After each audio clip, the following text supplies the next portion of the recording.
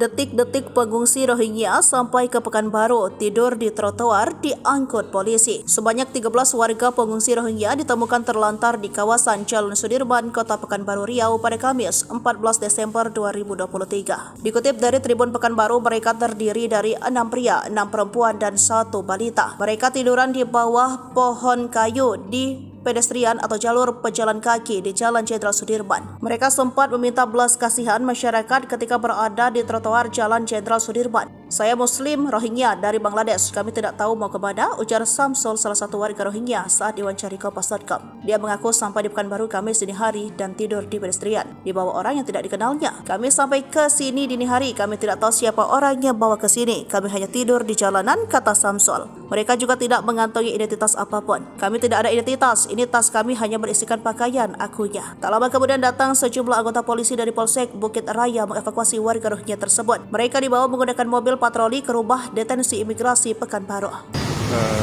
Kemana? Karena kita juga sulit berkomunikasi karena tidak ada satupun yang bisa berbahasa Inggris.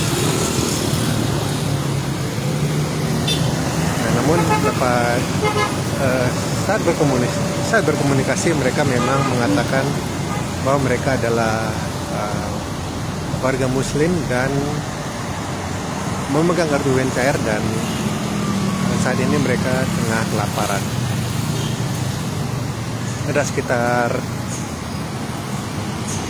belasan, ada sekitar 13 sama anak, seorang balita dan beberapa laki-laki dan antaranya masih muda. Baik, Tribuners, saya Wartawan Timur, garis tim laporan dari Jalan Sudirman, Pekanbaru. Salam.